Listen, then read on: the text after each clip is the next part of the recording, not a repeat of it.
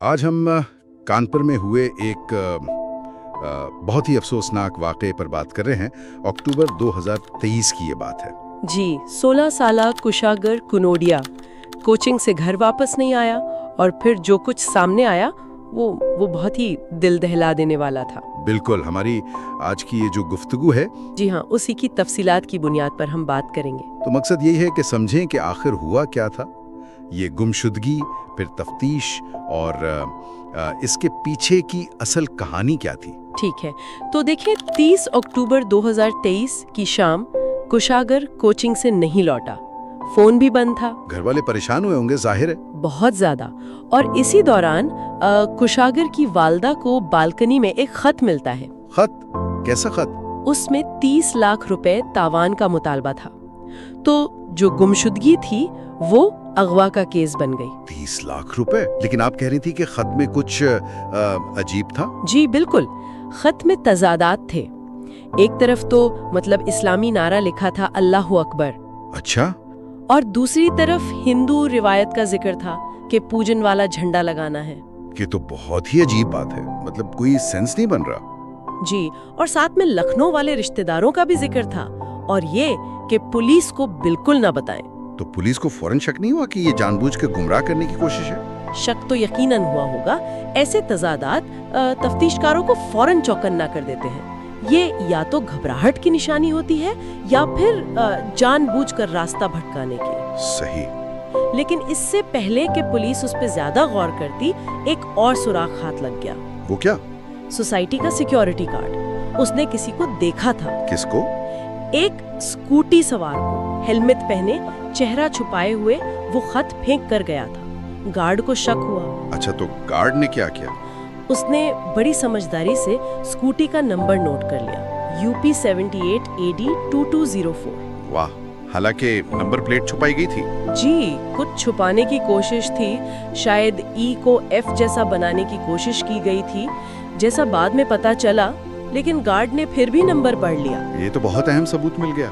बिल्कुल, ये तफ्तीश का आप कह ले टर्निंग पॉइंट था। जब पुलिस ने ये नंबर ट्रेस किया तो पता चला कि स्कूटी रीचिता नामी एक लड़की की है। रीचिता? ये कौन थी? यही तो सबसे बड़ा धचका था। रीचिता कुशागेड़ की पुरानी ट्यूशन टीचर थी और कनोडिया खानदान तो उसे मतलब बिल्कुल बेटी की तरह मानता था। ओ खुदाया, ये तो नाकाबिल यकीन है। जी, और सितम ज़रीफी देखें कि रीचिता इस पूरे टाइम में फैमिली के साथ राब्ते में थी। फोन पर, मैसेजेस पर हमदर्दी जता रही थी। यानी एतमाद का कत्ल। बिल्कुल। तो खानदान ने क्या किया जब उन्हें रीचिता का नाम पता चला? उन्होंने बहुत समझदारी से काम लिया। फौरन कोई इल्जाम नहीं लगाया। उन्होंने रीचिता और उसके बॉयफ्रेंड प्रभात शुक्ला को किसी बहाने से पुलिस स्टेशन बुलवाया। अच्छा, उसका बॉयफ्रेंड भी शामिल था? जी, प्रभात शुक्ला। पुलिस तफ्तीश में फिर रचिता ज्यादा देर टिक नहीं सकी। उसने सब बता दिया। उसने मान लिया? हाँ, उसने इतराफ कर लिया कि ये सारा मंसूबा उसका और प्रभात का था। फिर प्रभात ने भी जुर्म कबूल कर लिया। और तीसरा बंदा, वो खत वाला? जी, प्रभात ने उसका नाम भी बता दिया, आर्यन गुप्ता। उसी ने वो खत पहुंचाया था। प्रभात ने ये भी माना कि नंबर प्लेट पर E को F उसी ने बनाया था। कितना सोचा समझा मंसूबा था। लेकिन कुशागर कहाँ था उस वक्त तक? यही सबसे अलमनाक पहलू है। प्रभात की निशानदेही पर जब पुलिस उसके घर गई तो वहाँ क्या मिला? उसके घर के एक छोटे से स्टोर रूम से कुशागर की लाश मिली। नहीं। जी, लाश रस्सियों से बंधी हुई थी और मौत गला घोंटने से हुई थी। तो मतलब उन्होंने उसे अगवा के फौरन बाद ही मार दिया था? ऐसा ही लगता है। तावान का मुतालबा तो सिर्फ एक ड्रामा था, पुलिस को उलझाने के लिए। लेकिन क्यों? आखिर इतनी बेदर्दी क्यों? क्या वजह थी? वजह सिर्फ लालच। लालच? जी, प्रभात कुछ दिन पहले 13 अक्टूबर को कुशा के घर एक पार्टी में गया था। वहाँ उसने खानदान की दौलत, उनका रहन सहन देखा और बस उसकी नीयत खराब हो गई। तो उसमें रिचिता को साथ मिलाया? हाँ, उसने रिचिता को ये ख्वाब दिखाया कि 30 लाख मिल जाएंगे तो उनकी लाइफ सेट हो जाएगी। शादी, गाड़ी, हनीमून, सब कुछ। और रिचिता मान गई? रिचिता के वालिदैन नहीं थे, वो कानपुर में अकेली रहती थी। शायद वो इस बेहतर जिंदगी के झांसे में आ गई। ये कितना अफसोसनाक है। खानदान उसे बेटी मानता था, और वो उसकी शादी का खर्चा भी उठाने का सोच रहे थे, लेकिन उसने धोखा दिया। अच्छा, कत्ल कैसे किया उन्होंने? मतलब कुशागिर प्रभात के घर पहुंचा कैसे? प्रभात ने कोचिंग के बाहर जानबूझकर कुशागिर से टकराने का ड्रामा किया। ओह, मतलब एक्सीडेंट का बहाना किया। जी, और फिर लिफ्ट मांगी। अब कुशागिर तो प्रभात को जानता था, टीचर का बॉयफ्रेंड था, तो इंसानियत के नाते पहचान की वजह से उसे घर छोड़ने चला गया। और वहीं हुआ था, उसे काबू किया, बांधा और फिर गला घूंट दिया। सीसीटीवी में कुछ आया? हाँ, फुटेज में दिख रहा है कि कुशागर प्रभात के पीछे उसके घर में जा रहा है, लेकिन वापस नहीं आया। इस दौरान मीडिया में कुछ गलत खबरें भी चली।